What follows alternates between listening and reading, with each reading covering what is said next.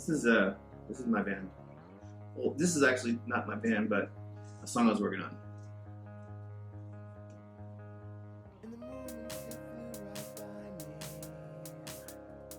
Hello,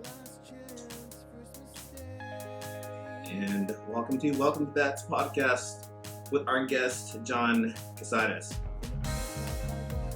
He is the owner and proprietor of the Green and White Grocery. Say hi. Hi.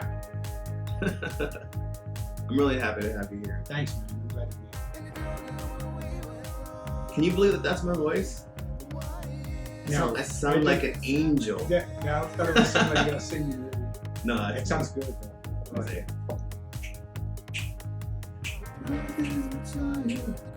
The song's about my dad. He's such a terrible dad. Oh my god. I'm a great dad. I think it would be pretty good. It's not too hard being a good dad, is it? You have children, right? One. You said you had a daughter. Yeah, daughter. She's 17. What? 17. Mm-hmm. So when my kid was born, or when I found out that I was gonna have a child, I was like, oh man, this girl, it's gonna be so stressful, man. It's a boy, because it's kind of tough for girls. I can see and whatever, but yeah. And then we went, and it was a surprise when my kid was born. It was like, we didn't want the doctor to tell us what sex it was, and I remember my son's mother, his parents, and my parents were all mad about it.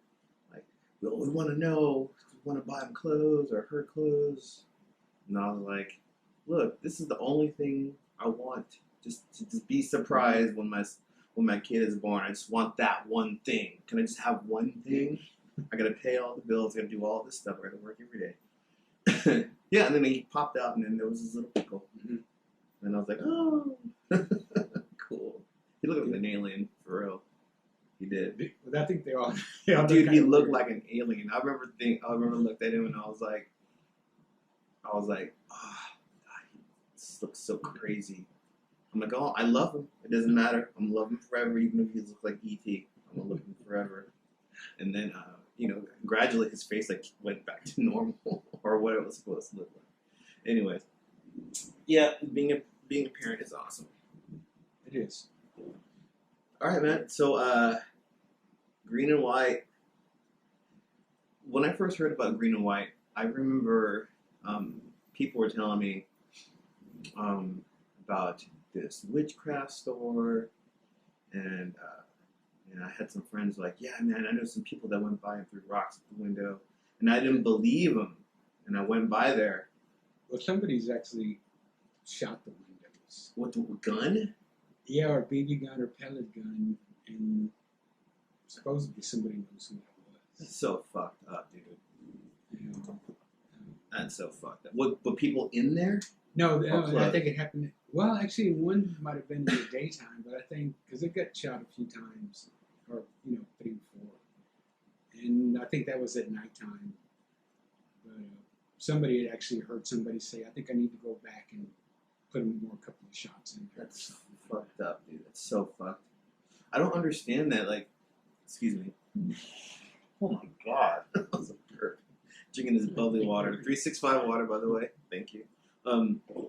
No, I remember at the time I had like this. I also had a 10-speed bike or mountain bike, and I drove by there just to see if the store had been vandalized. And sure enough, the glass door that y'all have, was like a big crack in it, and there was a tape over it.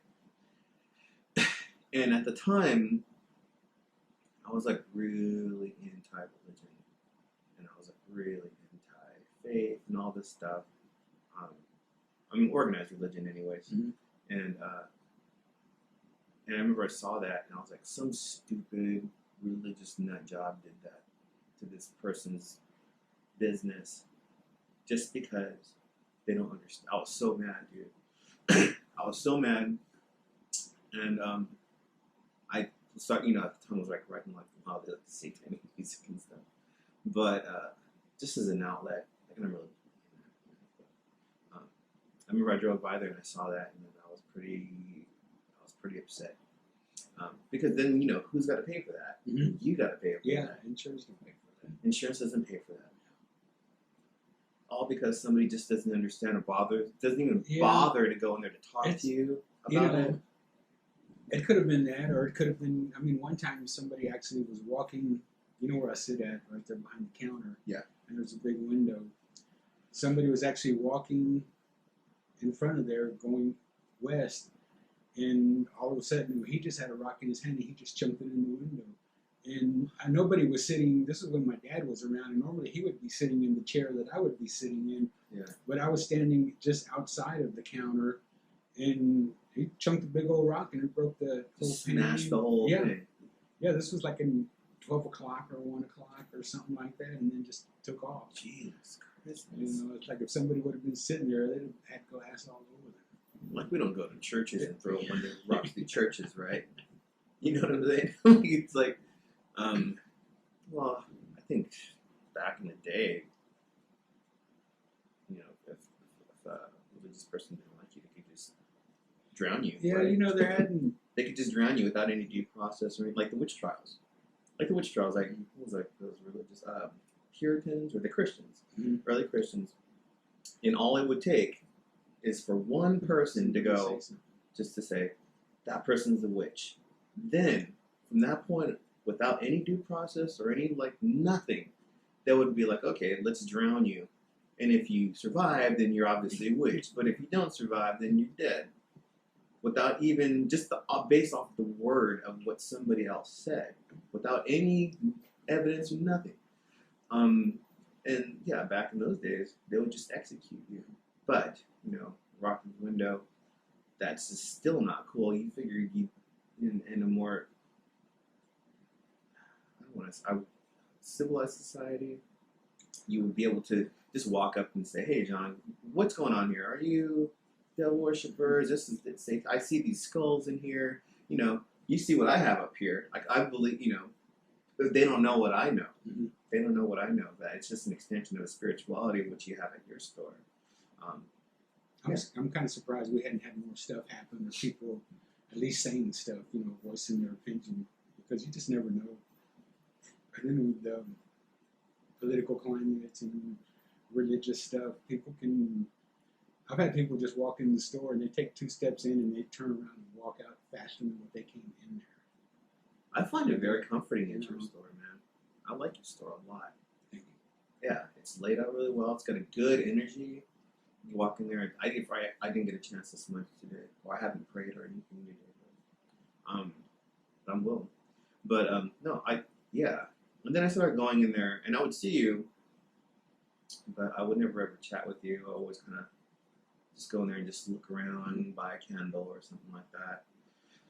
I think back around that time, mid 2000 or something around that time, when I became aware of green and white, was I would just walk through there and I just didn't have any sort of sense of my current shamanic beliefs and practices and my level of not level, but just my spiritual journey, I guess, my quest. I didn't know what any of that stuff was about, but I look at it now as something essential. People just understood and weren't so afraid or so judgmental. Yeah, well, we're easily programmed, and all that stuff happens from the day we're born or afterwards. And most of us get some kind of fundamental religious training, and that's kind of hard. That's really hard to bypass or get over if you don't really focus on that. I understand. That's why some people just kind of stay where they're at because it's easier. Whether they're thinking about something else or have questions about things, it's just too much sometimes, and it's just easier to kind of, you get into your religious comfort zone, or whatever comfort zone. Moral comfort zone is, Mm-hmm. I think, more of what it is. Because especially if you're against the grain. Yeah. Because, usually, your whole family's not thinking the way you're thinking. It's just you, so right. You really don't have a whole lot of allies at times. things if you're thinking about something else. I believe it's funny that you say the political climate because I don't know about you. I mean, you've been around a little bit longer. How old are you? 62. Yeah, I'm 44.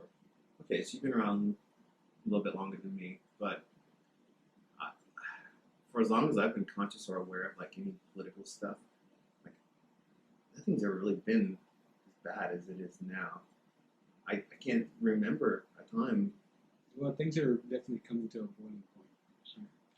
I think, like, going back to what people have done to your store or what people think of you, what people have done to your store, vandalized your store, they're coming from a place of moral high horse shit. Mm-hmm. Like, they're on their moral high horse. They're doing this because of what they feel or believe their religion's telling them. And then on the other hand, with the political stuff, everybody's on their moral high horse. And they're telling you, not physically attacking you, but trying to ruin your life by coming up with these judgments without even talking to you about it. These days, if you have a different opinion than what the majority believes, they'll call you Nazi or sexist. Yours is wrong and yours is right. Homophobic. You hate women.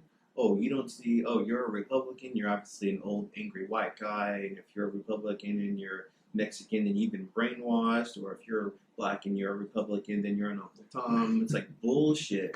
It is so much bullshit. And then you got Republicans looking at the other side and going, you guys don't think, it's all about numbers, numbers. The problem is, there's a giant gray area that everyone's avoiding or just doesn't want to. Republicans don't look at that. It's more than just numbers, Like they're all about statistics and factuals, and they're on their moral high horse too with their religion, and that's what. Well, I think when you get too fundamental in politics or religion, you're kind of missing the point of certain things, and you're kind of only looking at it from your point of view, and that yours is the right view or the best view for everybody. And, it's just not right. What is that? That's everyone's overly self-righteous, right? Because I don't walk through life thinking that I know more than somebody or I'm better than somebody else. And I've been playing music for a long time, and it's really weird when people say, oh, I didn't know you could sing like that, or oh, I didn't know you could play like that, or oh, you could write like that, or you wrote this, but there's never a moment where I'm just like, I think I'm better than anybody else. As a matter of fact, I see people like you, and I'm like, that dude is onto some cool shit. What's he about? What's the story? Okay, let's get the story about the story. And then I want to know about that. And then I have ideas like this, like doing this podcast. Like I want to, talk, and maybe people who might have a different, weird, negative idea about who you are or who I am, maybe they can watch this and just realize that we're all just regular people. We all are. Yeah, but people are on this fucking moral high horse shit, and it's fucking annoying. And I come from a really rough area. A lot of gangs where I grew up at. A lot of my family were very violent. Gangs and shit. My family's part of a gang in California. So I grew up in a really aggressive, violent area. At the same time, praising Catholic God and stuff, So a lot of that still. I mean, even though I'm a grown up now, and I never really fucked with that, but I was definitely in it. So I'm not afraid of violence or I'm ready if something's gonna go down or whatever.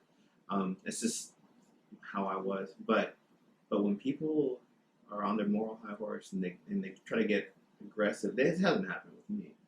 But when I see it on YouTube or whatever, I'm like, dude, if that guy was in my face, I don't know if I could keep my cool. You know what I mean? Especially if I know I didn't do anything. And that's what the whole thing is. People, they don't think, everyone doesn't think that they're doing anything wrong to anybody else because of their moral view But what they don't realize is that they're constantly stepping on other people to get to that moral high horse, which is pisses everybody. Yeah, well, that's it's not self-defeating. right. That's not right. You're not doing anything helpful to anybody or yourself. The whole. I've been, like when people get shot or murdered, like in schools and stuff, and you see people, they put up, thoughts and prayers, and then only to get laughed at by other people who think religion is stupid and faith is stupid. And the problem is, it's like you're not going to get that person to see your way if you're just going to shit on what they feel and believe. I personally happen to believe in the power of prayer. I believe that prayer, because my mom used to pray for me. She'd be like, I talk to her. She lives in California, and she'll say stuff like, just be careful. I'm praying for you every day. I'm like, hey, don't pray for me, because I used to feel like, oh, you're praying for me because you're worried about me. You're worried about me. But don't worry. So whenever she said she'd be praying for me, I feel like, oh, you're worried about me. Don't worry. I'm okay. But then after a while, I was like, even behind her prayers or anything else like that, there's still good intention. And there's still good vibes that they're saying. Yeah. So I believe in the power of prayer. I believe, if my mom wants to pray for me or anybody wants to pray for me, even though I don't believe their religion, regardless of their religion, I'm just going to be like, because to me, it's just like one big lake that we all, of spirituality that we're all from, and people just take from that lake and make it their own belief and how they want to feel and think about it. But there is no denying that there is a spiritual side to everybody and everything. Yeah, it's all connected. It's all connected. So yeah, bring all the prayers on, man, and stop telling people, shut the fuck up with your prayers and shit, man, because that's not cool and that works. You might not be religious, but you have a spirit, and that's what drives everybody. Yeah, man. So the last few years, especially since my son's been born, I've been trying to. I always ask myself, okay, how can I be a better person? And then so I started training more towards shamanic practice, praying, meditating, smudging. I have spirit guides. I've done spirit retrievals. I've done a lot of that stuff, man. And then, of course, I've been.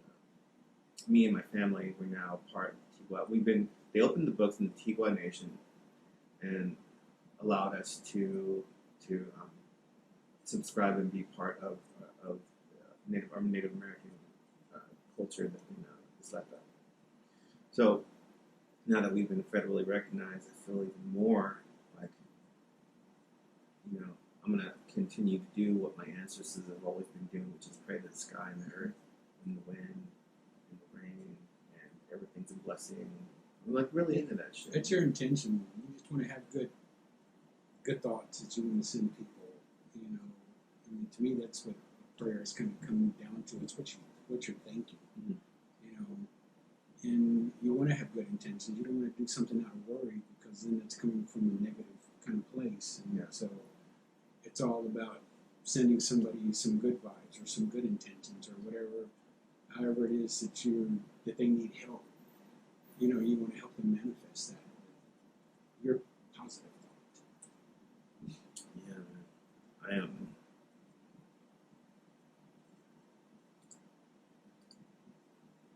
That would help if I ever press record.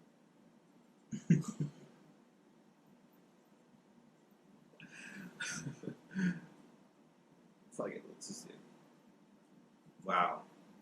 That's embarrassing, dude. That's embarrassing. We had some good shit. A lot of it got recorded that has a microphone. Put that on it too. Because I'm such a genius.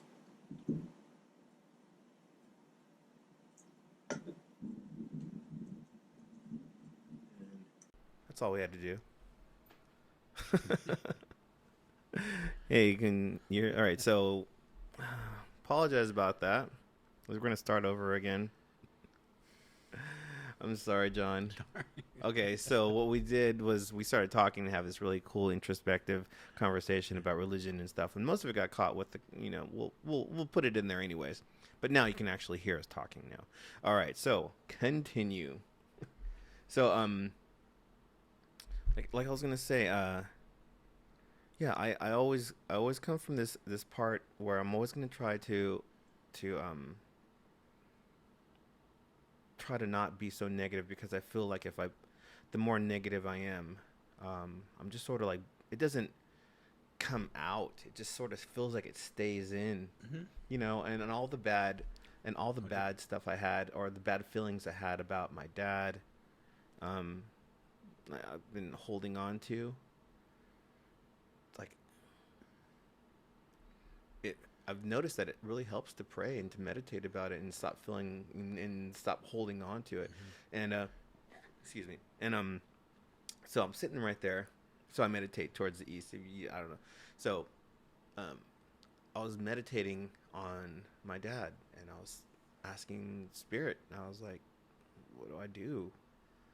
Because I'm so angry at how he is towards me and his view, and a lot of it has to do with his mental state. It's kind of going down Yeah, in it's the kind of in the tough. in the brain, and it's really tough, man. Because I never thought I would ever have to see him go that way, and it's very difficult Mm-hmm. because you have a person you've seen in your whole life, and then all of a sudden now he's becoming this completely different cat, and you're just like, you want to be angry, but he's got a problem. So it's really hard for me to swallow that, and I swear to God, I'm sitting there and I'm meditating and I'm praying about it, and I just reached a point in my life where I'm just like, I'm tired of being angry about this. This anger is not helping me. What do I do? No. What do I do? And I went to your store, and I went and I got candles, and we had a little 5 minute discussion about it, and you said you can't put any negative, don't put any, you can't, you're not gonna get anything out of that negative, you know. And so since then I started praying about it, and I was like, what am I going to do about this? And I swear, I I just got this message, and it said, you cannot have any ill will towards your father. And then I said, because that was the first time that's ever happened. Like I actually got, like, I didn't audibly hear it, but I got this Mm-hmm. message, and I said, well, I don't want to have any will towards him, because I was still angry when I was, and then I got another reply, and the reply was, it's better to have no will than to have ill will, because if you have ill will, it just comes back on you.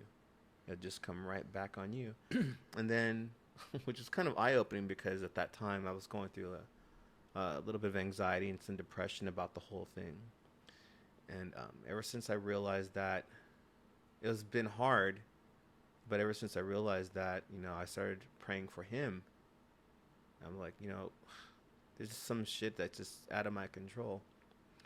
So I just left it up to spirit, and that's been helping me a lot. Like a Yeah. lot, man. I wake up now and I'm excited to be awake. It's fucked up being depressed, dude. Yeah, dude. I mean, all those, the hate and the anger, all that's going to do is just manifest more of those emotions and more negative It just leads right emotions. back. It just leads back What towards. you're the one that gets all the effect of it. Right. Even if you're trying to place it or to push it to somebody else or it's for somebody else, it doesn't work that way. There's some saying it's like poison. You're trying to poison somebody, but you're the one drinking the poison yourself. So, Yeah.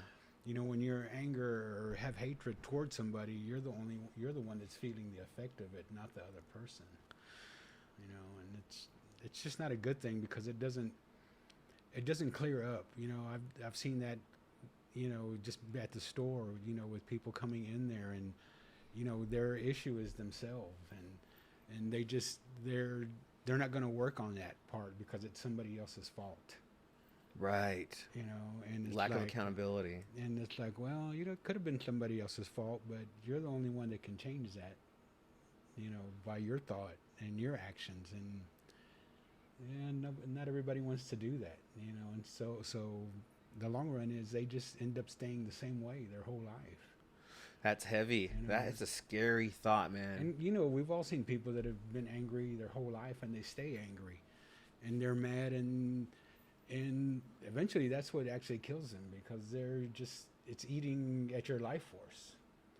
And once that's gone, yeah, you could have died of old age or whatever they're going to say, but it was because of those emotions that put those people in that state.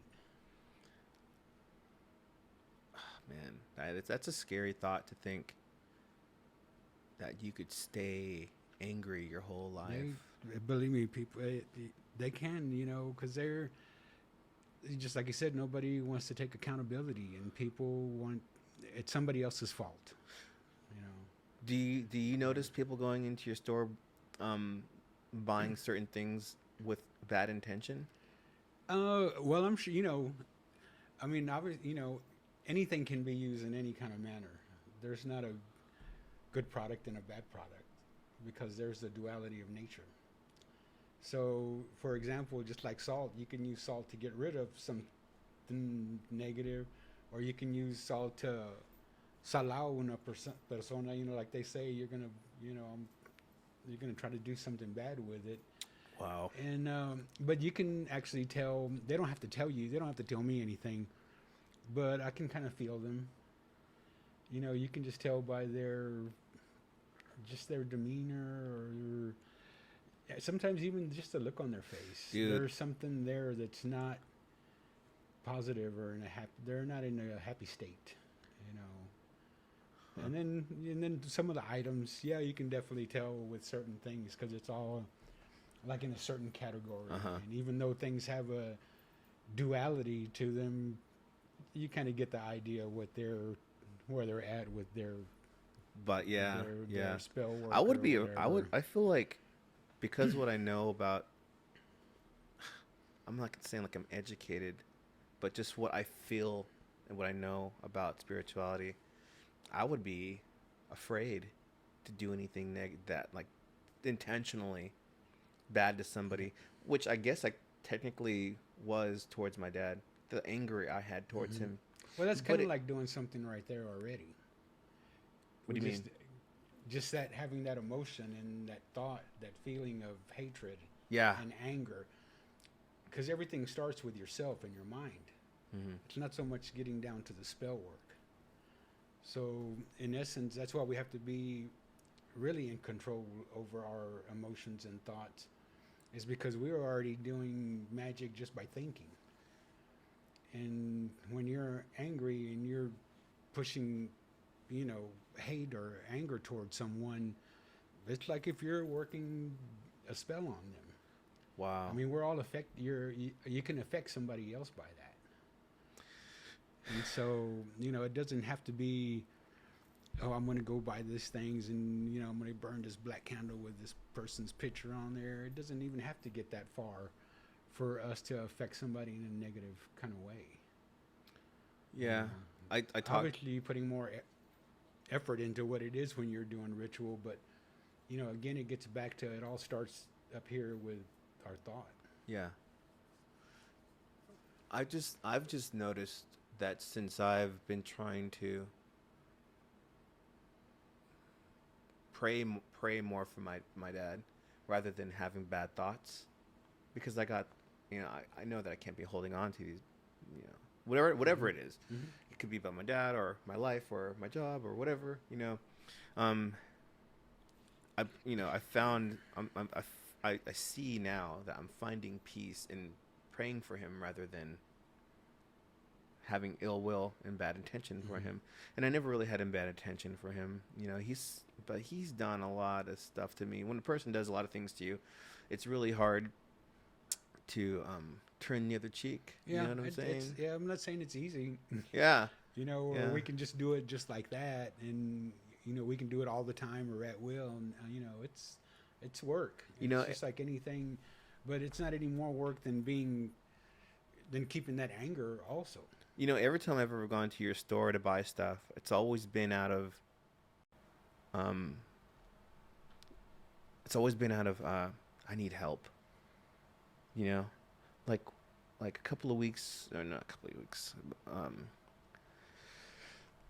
me see. In the months before my son was born, the place we're in right now, there's something here Even this morning, I heard something in the hallway. But every single day, there's something that happens here in this house.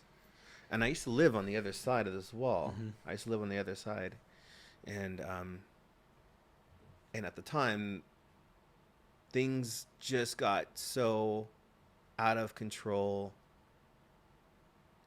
I didn't know what to do. I had to. I went to you. I went to your store. I told you the problem, and I asked you for put me in touch with somebody that can help me with this, and you did. And this person, he really helped me a lot. But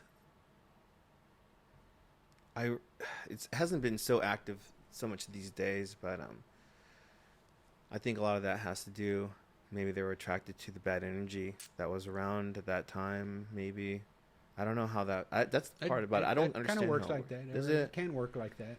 Yeah. Yeah, I mean, attracted to bad energy. Because that's what they feed off. A lot of times, entities like that, or spirits, however way you want to look at it, that's the kind of energy that they're looking for. It's so fucking crazy. Yeah, for people who don't know, this place that I'm living in, I've been living in this house, like, man, at least 8 years now or something like that. I was on the other side for like 4 years, and I moved back, and I've been here about 6 years, 7 years now. Anyways, so this place that we're in is pretty active. I've had friends that came over. One time, this friend of mine named Scott came over. Breadstick is his nickname. And so on Facebook, I'd posted a lot of stuff about, the happenings that goes on in this house. Sometimes you'll hear like cupboard doors slam and shit, and or you hear like stuff rustling around. And I remember my friend Scott came over, and he walks in. This is one that was on the other side, and he walks in and he goes, "What's up, Rich?" And I'm like, "What are you? Glad to have you, man. What's up?" And then he's like, "Am I gonna see a ghost, man? Is the ghost gonna come out to get me?" And I was sitting on the couch and I was watching TV, and I didn't even look at him, and I was like, "I don't know, maybe." He goes, "All right, do something then, ghost." He started provoking it, and then I swear to God, when he was doing that, I heard this. I heard, like those drapes were pulled down, like those aluminum drapes. And it felt like it just went like from the top to the bottom, or it was pretty short. Maybe half of it. It just went like someone got their finger, just went, and then he looks at me and he goes, "What the fuck was that?" And I was like, "You asked for it, man." And he goes, "You're fucking with me." I'm like, "You just came over my house. I didn't even know you were coming over my house." And now he's like, "Dude, your cat did that. Who's over there?" I'm like, "My cat's outside." And he walks into the kitchen. He looks around, and he goes, "Dude, that was fucked up." I'm like, "Dude, I know. Nobody fucking believes me. I'm telling you, you don't provoke it. Once I was asleep, I think that maybe this is my tia Frances, who died. Once I was asleep, and I had a friend over, and I woke up in the middle of the night, and to somebody touching me, like two hands. There was two hands, and somebody was like tucking me in on my backside, like I was sleeping on my side, and somebody was like tucking me in. I could feel two hands, and this girl that was spent the night, she was just like some girl I just brought home or whatever, and I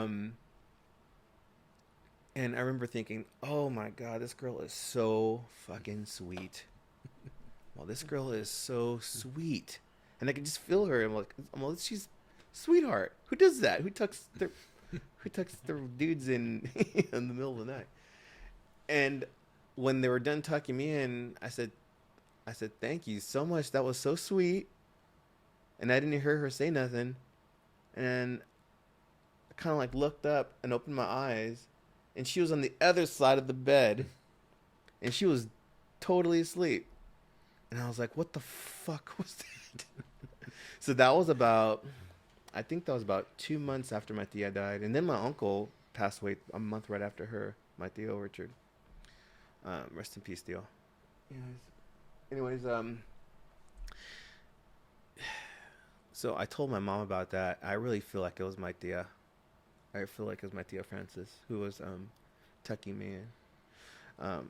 Another time, so my partner Mark had died of an overdose across the street, and did you hear the AC turn off? Yeah. Wow. Got quiet. All right, I know. Fucking. Anyways, so so so when my friend Mark had died years before, him and I were best friends, and we're still best friends. Him and I had this discussion. We talked, and he said, he's like, dude, when I die, I'm gonna come back and haunt you. And I was like, if I die, I'm gonna come back and haunt you. And then we're kind of Yeah. freaking each other out, and I was like, okay, all right. How about if one of us passes away before the other? How about we just make sure that the other person knows that we're okay by giving a sign if it's possible? And so we made like a hardcore like pact. Mm-hmm. And he's like, all right, if I go first, I'm gonna let you know I'm okay. I'm like, that's all I want to know is if you're okay. And he told me the same thing. I told him the same thing. Then he passes away, and then I didn't know. This was a Thursday, I think. This was a Thursday night or a Wednesday night, and they found him on Thursday. This was on a Tuesday, I think, and woke up in the middle of the night. Something was wrong. I was like, something's wrong. I couldn't shake it, and I thought I was having an anxiety attack. The feeling was like overwhelming. Something is fucking terribly wrong right now, and I wanted to leave. I wanted to leave the house. I wanted to run out the street. I felt like I wanted to run down the street. It was overwhelming. It was crazy. Like I couldn't. I just couldn't. I couldn't. It made no sense. Finally, I had to take my medication and to go to sleep. And then when I fell asleep, I had this dream about my friend Mark. And at the time, him and I weren't talking. And he comes into me in this dream, and he like materializes, like it looks like out of water or something. He materializes, and he's got his black cutoff shorts. He's got his black Chuck Taylors on, his black T-shirt, like he always looks. His hair was really nice, and his skin was cleared up because before he had passed, he had really bad skin. And he looked really good. And he comes up to me, and he's like, he goes, "Hey." I was like, "What's up?" And he says, "I'm sorry." And I looked at him, and he was crying. He had tears coming down his face. And I was like, don't worry about it, dude. And he goes, "No, Rich, I'm sorry for everything. For everything, I'm sorry." And then I could see he was really serious. And I was like, "Oh, man, I love you, dude. Don't worry about it." And then he just turned around and walked away, and he disappeared. And then the next day, or the day after, actually, um, they found him he died, and the doctors had said that he had died that night I had that dream, and it was pretty fucking crazy. It was crazy. And then I heard him clear his throat in the other side over here. I heard his voice go, like, and I just said, I hear you, man. I hear you. But nothing has really happened like that since for him. But here on often you hear like rolling sounds. I don't know what that is. It sounds like a like the middle of a baseball or the middle of a golf ball, like that little hard sphere thing. It sounds like it goes like it's just like but you hear it in the fucking ceiling. You hear people walking in the ceiling. You'll hear that rolling sound like right here. This morning I heard it in the hallway. My ex roommate, he heard it too. There's sounds that come from that thing here. So when I went to Green and White, I was really looking for like help. I'm like, I need somebody to help me with this. This is crazy, you know. Just as I did for my spirituality to these candles that I have. And then I had never known that that it's the color of the candle is what matters, despite what it says on the outside. Isn't you said the green and the black have something to do with more than what I was looking for, which was protection from negative energy from anybody really, specifically my dad. Um, so can you tell me about the colors of the candles? Yeah, well, the candles, the colors are going to have their properties to them, and so, uh, yeah, it is kind of more important than what the candle says on the glass because that's still not your intention, anyways. Mm-hmm. But the color of the candle is still going to more be in line with your intentions. You know, for example, protection or attraction. You know, prosperity. And you know, it just depends on what the issue the person's kind of working on. So even like those Catholic candles, it doesn't matter what saint is on the outside. Well, for the person that's using them, if they're petitioning that particular saint, that's where that's kind of where that comes in from. I mean, most of the time people aren't just buying that particular candle randomly. They're picking that saint for a particular reason, or just because that's their saint or their patron saint, or that's who they're more familiar with as far as, you know, trying to petition something higher than themselves. Were you ever a Santero? No, I was real involved in that. That's probably the only thing that I didn't do as far as receiving any. That would have been my next initiation if I would have taken it that far. What prevented it? I just didn't see a need for that anymore. And then, you know, it's really gotten kind of commercialized to an extent, and you know, I just started to believe more in myself. And you know, a lot of people look at different levels of initiation as you're going to get something out of it, and I just started to feel more.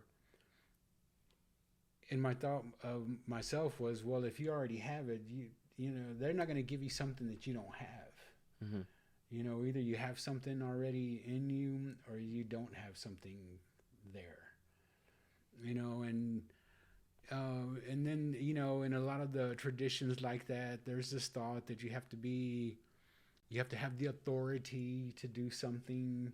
Mm-hmm. That means that has to be given to you. Yeah. And I just didn't. Some of those concepts, I didn't believe them. Huh. I just didn't believe them anymore because, you know, and ultimately, I believe that everything that I was doing and what was going on at the time I was really involved, things were still happening because I was making them happen. You know, it was my effort, not.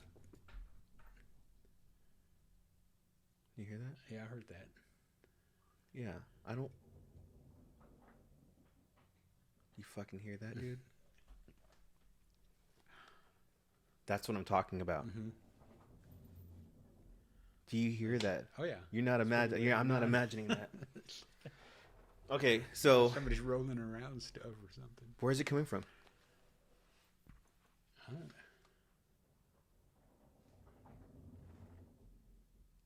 Oh, that's from the top or the side. Dude, that's what I'm fucking saying. I'm telling you. I am telling you right fucking now. Maybe you have a secret passage somewhere up in this house or something. No, there's nothing up there. I've been up there. No, and you know what it is? It's just 8x2s, 2x8s. Yeah, it doesn't sound like that. What the fuck is that? Wait, what else now?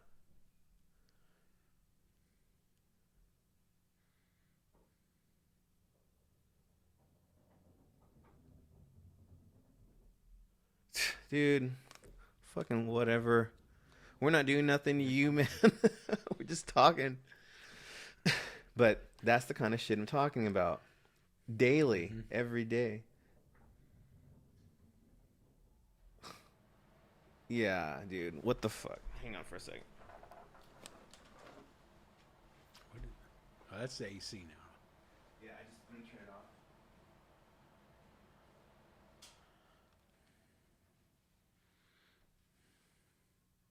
heard that this morning in the hallway,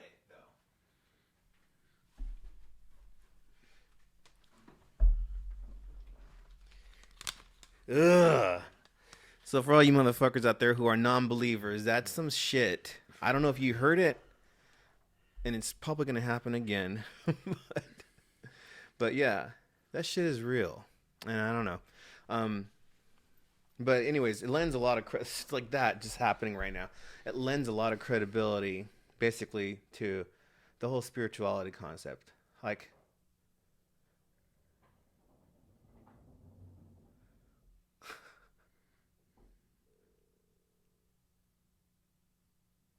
man, it's crazy. Sometimes it sounds like it's over there.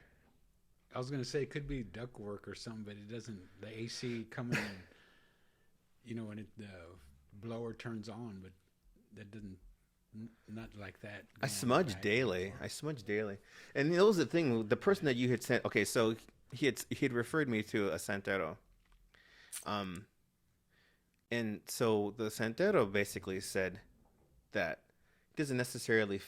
he didn't feel that that what was happening was it's just mischievous, not necessarily dangerous or evil or bad, but just mischievous, and it wants your attention. Like, it wants our attention right now. Mm-hmm. Like, that's what it wants. Whatever it is. But yeah, man, has never been really that loud though, honestly. You'll notice it. I've recorded it like on my phone. And I'll tell people, even like my ex-roommate, my friend Conrad, he was like, somebody's in the fucking ceiling, dude. I'm like, no, nobody's in the ceiling. You can go. He even went up there and looked himself because he thought somebody was up in the ceiling. Yeah, that's what it sounds like. Yeah, it sounds like somebody's up in the ceiling. So, anyways, so that's why I should probably, I smudge daily, but yeah, there's definitely a lot of shit that goes on here. Mm-hmm. But I don't hate it. I don't feel like it's something. It doesn't bother me. It happens so much, dude, that now I'm just like, okay, well, how do I keep it from just like happening? I don't want my son to get scared or anything like that. My son Desi hasn't noticed anything. Like, one time he noticed one thing when we're watching Moana, that movie Moana. And so in Moana, there's this part where they're playing the drums and it goes, they're doing a song or something. Mm-hmm. And then it heard that in the room, like someone's banging on that in the room. And then I heard like someone, I've woken up before with people like knocking on the walls in my room. Like, I'll wake up and I'll just hear like knocking, and I'll be like, what the fuck? All right, like, whatever, man. I don't get scared anymore, but this shit really happens. Mm-hmm. It stopped now. It might start again. I don't know. But that's why I burn sage. That's why I do my prayers, and that's why I know that there's definitely something else beyond what's happening or what we see around us. Oh, yeah. You know what I mean? Definitely. Of course, I saw a ghost in Dallas at my friend's house. I thought it was a real person. I didn't think it was like you just walk up and just like poke this person and get their attention, and then they just walked into the next room and disappeared. And I found out later that there was nobody in the house except for us. I thought it was his dad's girlfriend. It was fucking crazy, man. So yeah, I told my mom about that. I told her about you. I was like, hey, Mom, I got this guy. He's going to come over and we're going to talk about this. And my mom's super Christian.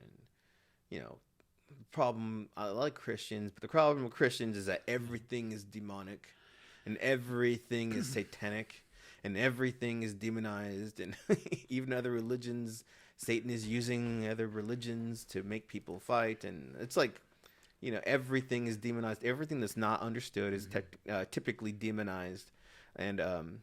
And that's sort of like where she was coming from. I was like, no, Mom, but look, she goes, but I hear you talking about prayer and angels. I'm like, yes, those things are real. Mm-hmm. I have spirit guides. I have, the prime mover. I got the divine architect, whatever you want to call it. I usually just say spirit. I got the spirit I prayed to that looks out for me, and I go jogging. I just look around and I'm breathing and I thank spirits every day for me being alive and having the life that I have and all this stuff. You know, I believe in these things. But yeah, I told her about you and she's like, well, just be careful, Neil. And I was like, no, it's fine. We're having John Cazares from the Green and White. Speaking of which, speaking of your store again, though, isn't that funny? What's that? Speaking of your store, so I never actually had a chance to try the tamales that you all used to make. So you don't make them anymore? No, we stopped in '96. Oh shit, that was a long time ago, dude. Okay, I know it didn't seem that long ago, but yeah. 96. Yeah. People still come by looking for them. Oh, get the fuck out of here. Every Christmas they'll be calling in the next couple of months.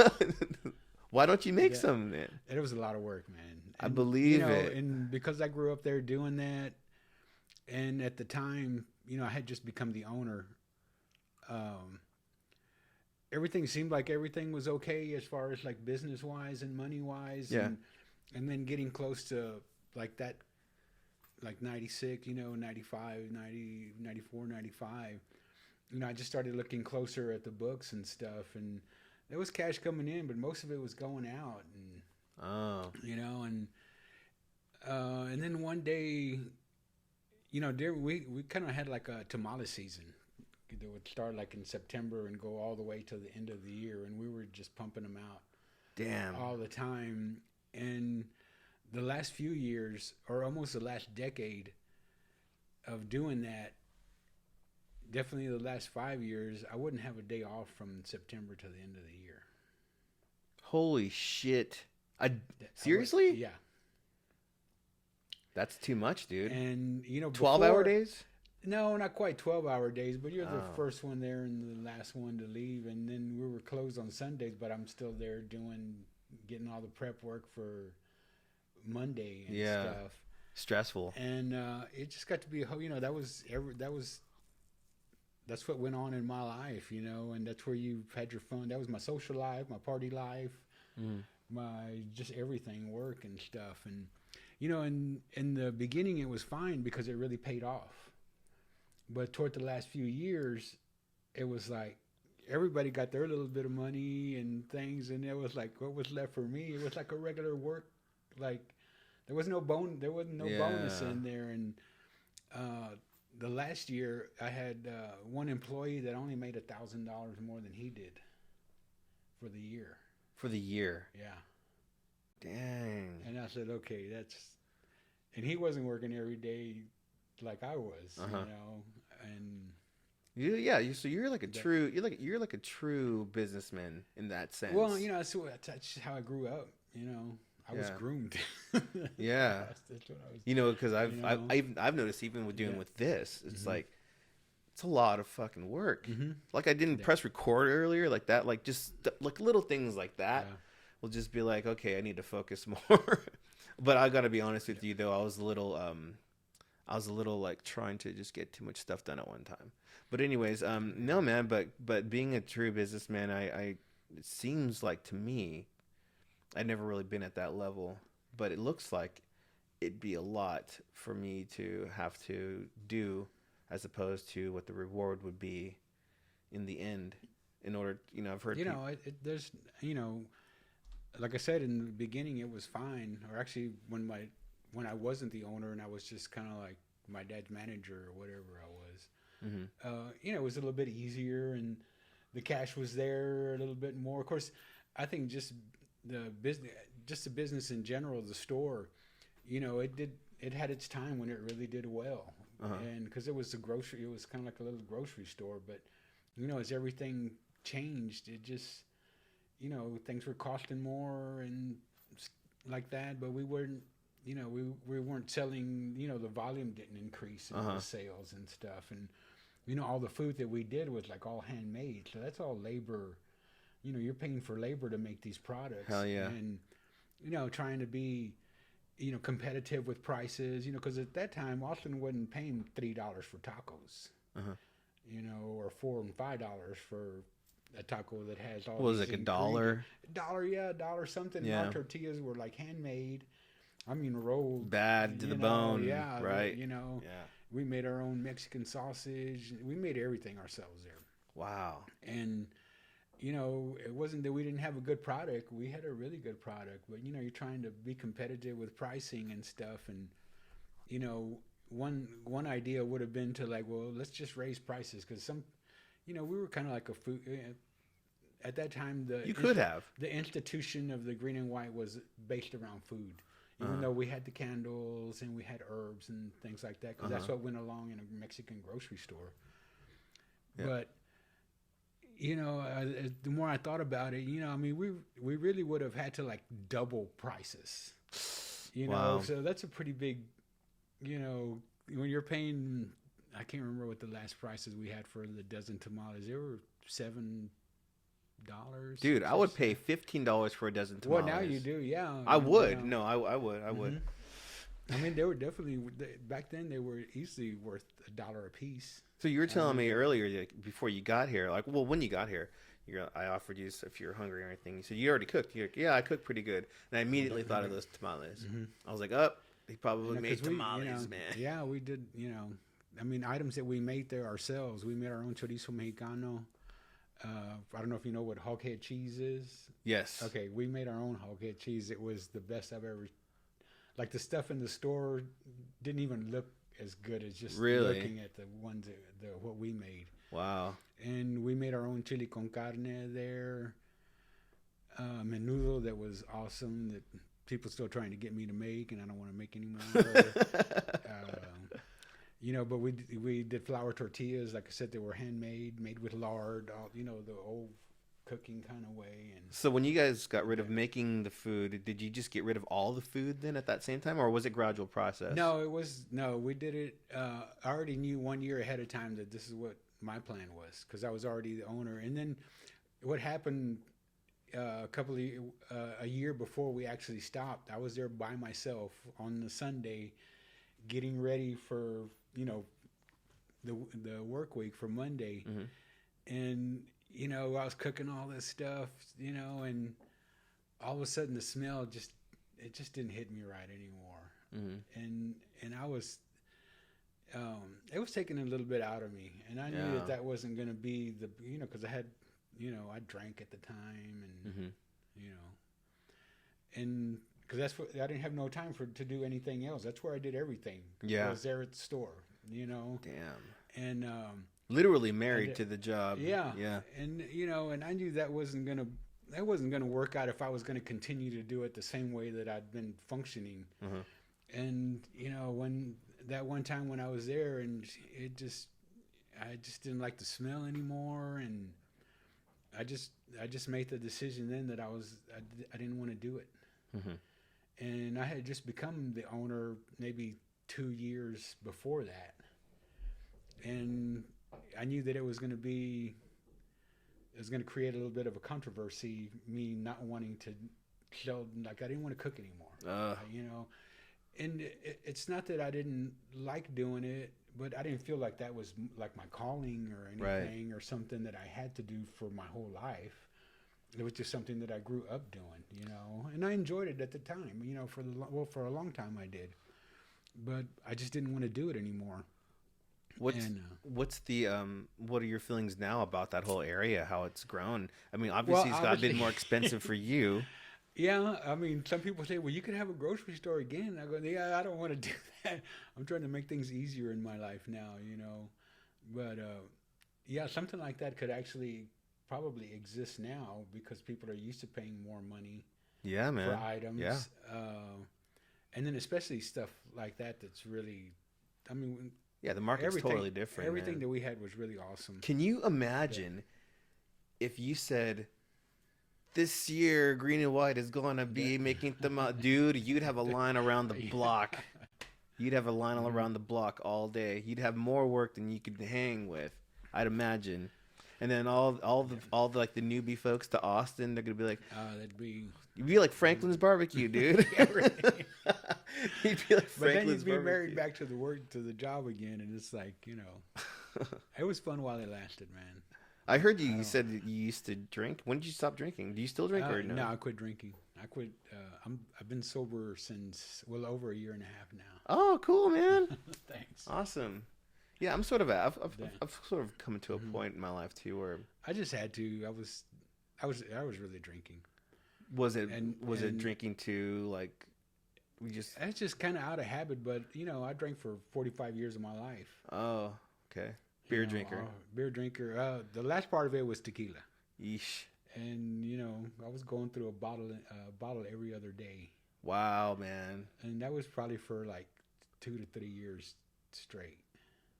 So Yeah. it was like, but I was doing what I was supposed to do, but it Hmm. just wasn't. I just wasn't doing everything the right way that I was supposed to be Did you doing. go to AA? No, Just did it I on your just own, did it huh? on my own. Yeah, Hmm. I mean, there'd been times in those 45 years that I would stop drinking Hmm. for a little bit, but I'd always start again. And or the plan, I don't think I ever did it with the plan of quitting, just quitting completely. It was always short term because I'd get on these health bits at times. Yeah. I'd been vegetarian a few times off and on in my life, and like I said, get on the health kicks, and stop drinking for so much, or but everything would get back on it again, and then just the last part of it was just kind of, it just kind of kept on and stuff. Hmm. I feel like I hit a wall with that myself in a sense because I'm 44. But what sucks though is I am the heaviest I've ever been in my life, and I got like these heart issues. Mm-hmm. Um, it's called atrial fibrillation, and it's just like a type of arrhythmia that's basically nobody really gets till they're like in the 70s. So I have that, but it's not chronic. It just pops up, Mm-hmm. and I've had like this thing called a heart ablation. I had some health issues, Mm-hmm. and so, with the meditation and with the prayer, and I started exercising again, I was like, okay, you start something about meditation. I don't know what it is, man, but you start noticing things that are in your way. And I was thinking, you know what? I was thinking just over the weekend, I was like, I gotta cut out alcohol. That's it. That's Mm-hmm. like that's because my heart doctor was like, hey man, you're too heavy. The reason why this is happening and it's only gonna get worse, you have to do X, Y, and Z. This has to happen. And he's like, I'm gonna monitor you, but you got to make a commitment. And I was thinking, well, I'm halfway done through my life if I'm lucky, but I'm gonna shorten that. And then I look at my kid and I'm like, okay. So what I noticed is that when I drink, I don't care what I eat. I'll eat Mm-hmm. I whatever. know. I'll eat whatever. I've always been a big guy myself, and bigger Oh yeah. than this right here. Uh-huh. There were multiple times in my life where I was over 3 1/4. Yeah. And then I lose the weight, and then but yeah, uh, when I was drinking, I didn't care what I ate or how much I ate, and Yeah. and All of that it was just goes out the window. Mhm. You could jog all week. You could eat good all week. Have a couple of beers. I'm gonna eat whatever, Mhm. however much I want, at whatever time I want, Yeah. and it just fucking all just goes to shit. So I'm looking at this and I'm just going, okay, alcohol is a problem in that sense because since my doctor told me that, I've been consciously trying to think of ways I could be more healthy. So yeah, definitely at some point in your life, I'd imagine if you gave a shit about your life, yeah, you take a look and you go, okay, you start realizing at the end of the day, the only thing you really have is your health. Mhm. And you can't do anything else if you're not healthy. No. And I saw this movie called Straight Outta Compton. It's like a movie biopic or whatever, autobiographical movie about the rap group NWA. And I guess just as they were about to, you know, coalesce and become a group again, they'd found out that Eazy-E, the singer or the main guy, had come down with HIV and full-blown AIDS. The dude died and never had a chance. And I'm sure that he thought that he wanted to get healthy and stuff, but it's too late for him. And, I think about and I see my dad and how his health is, and I'm like, well, that's my future if I don't fucking stop, drinking. You got to get your weight down. Drinking's in the way, So yeah. I'm sort of at that point. It doesn't really seem like it's too difficult though. Was it hard for you? No, I think the hard. Well, I don't know if the hard part was just making that decision, but after it just kind of started happening, it wasn't. Everything was almost the same, sort of. I mean, it wasn't any different going to bed. I mean, obviously sleeping better and better things were happening. It wasn't like I was missing something or there was a lot of discomfort. And, I don't think I was really worried about, am I going to get the DTs or is it, because some people just can't stop. What's DTs? Well, like when you shake, but see, I was like a evening drinker. Or like say 5 o'clock, I wouldn't. You weren't drinking to live. Yeah, you weren't drinking to get through the day. You were just drinking because you just did. No, just to get through the latter part. Of the day. Okay. Just to enjoy the latter part of the day, So, but I could still put away a good amount at the latter part of the day. Yeah. But no, I didn't have any. I just didn't have any problem. And the more that time went on, it was, you start to wonder, man, why was I even drinking the way I was, or how I did, But everything that I was kind of associated with, there was alcohol involved, just like there is in life, Yeah. And that's what.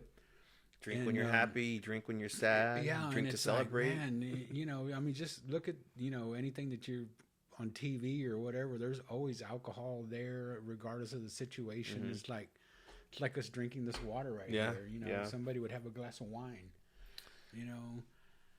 And yeah, you're right, man. Like you mentioned earlier, everyone's sort of programmed to an extent that this is the way normal, it is. That this is the way it is. And I've always researched things that have interested me and stuff, and just finding out, I mean, alcohol is actually a solvent. So we're talking about physically, it's something that's gonna wash or deteriorate something. Mm-hmm. So that's what's happening to the inside of your.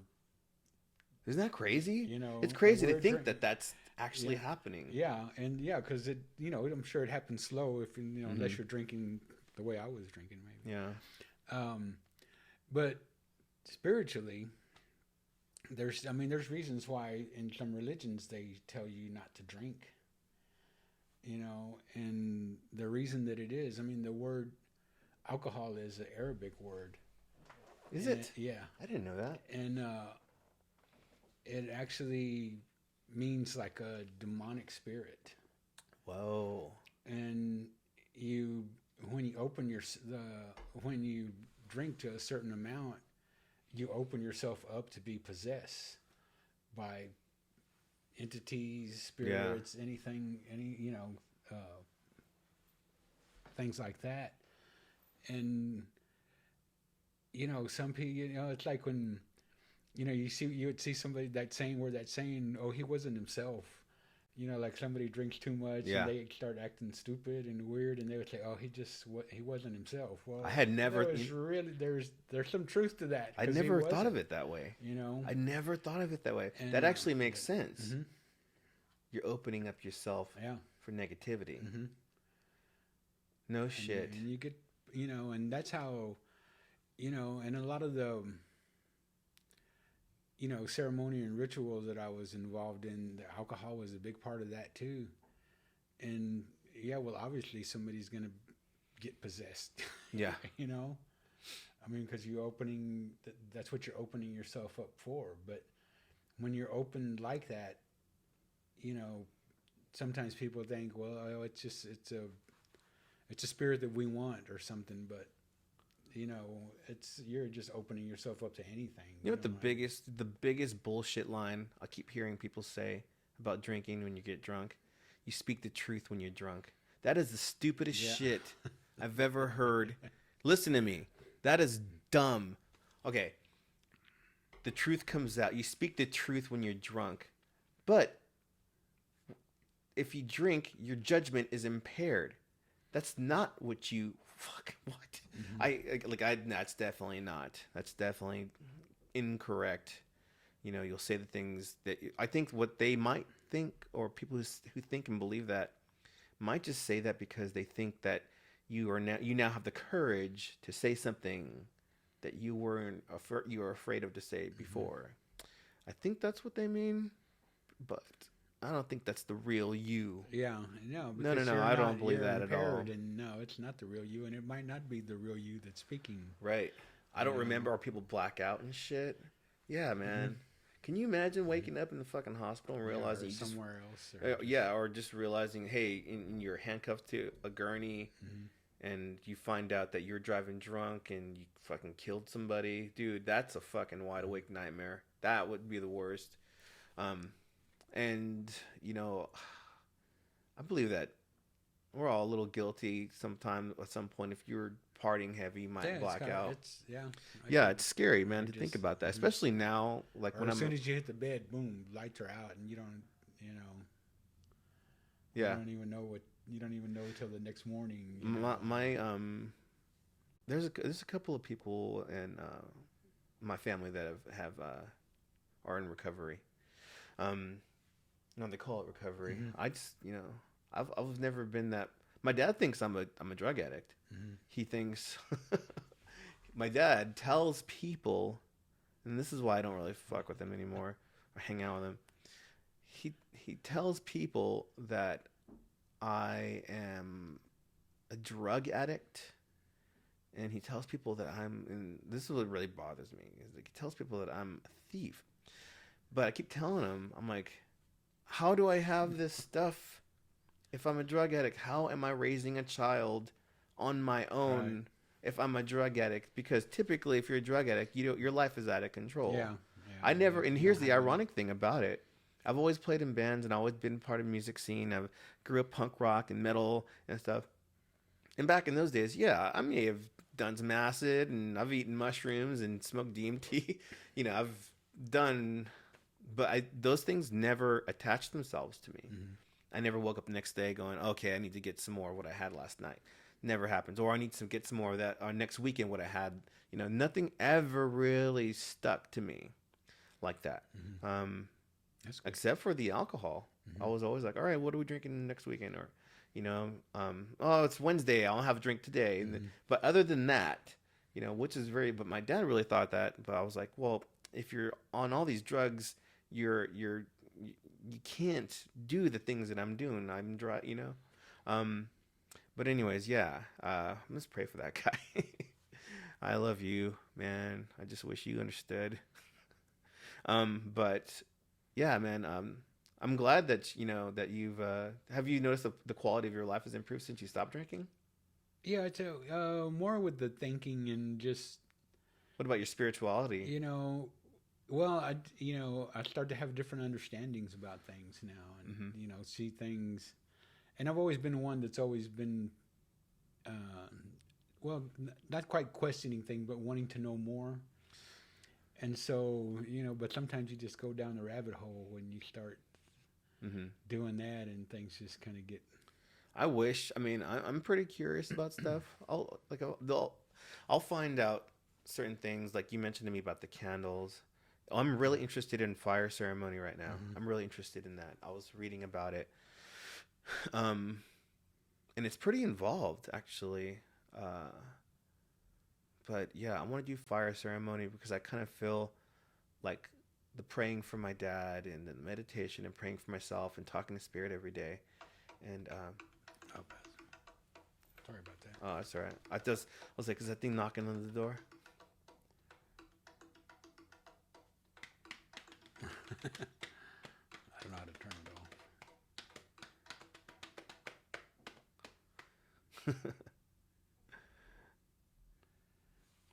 I gotta meet somebody. Oh, okay. Wow, we've been chatting for a little bit. Cool, man. Well, shit. You gotta split now? Probably. Well, no, I just need to return that call and see what. Oh, okay. You want to take a break real quick? Yeah, we can do that. Okay, let's do that. Let me go ahead and press pause.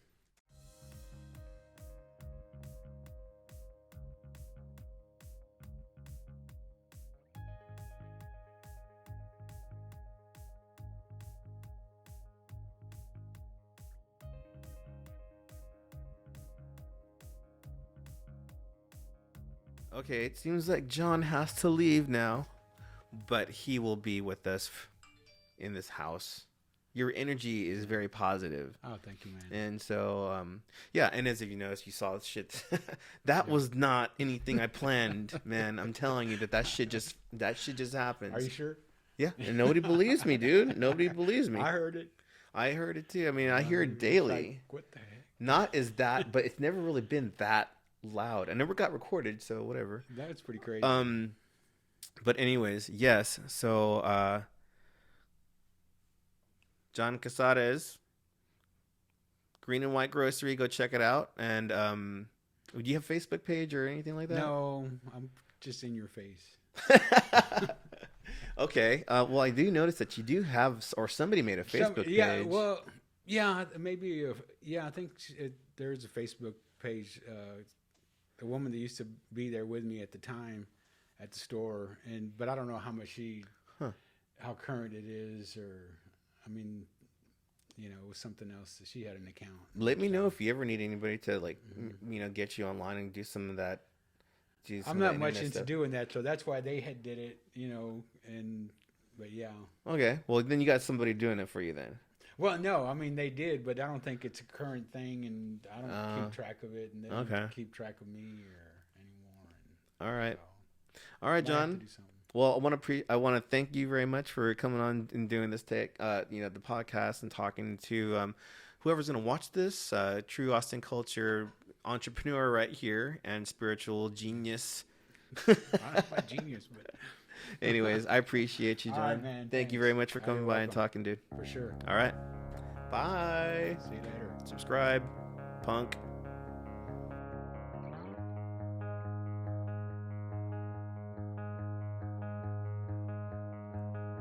In the morning.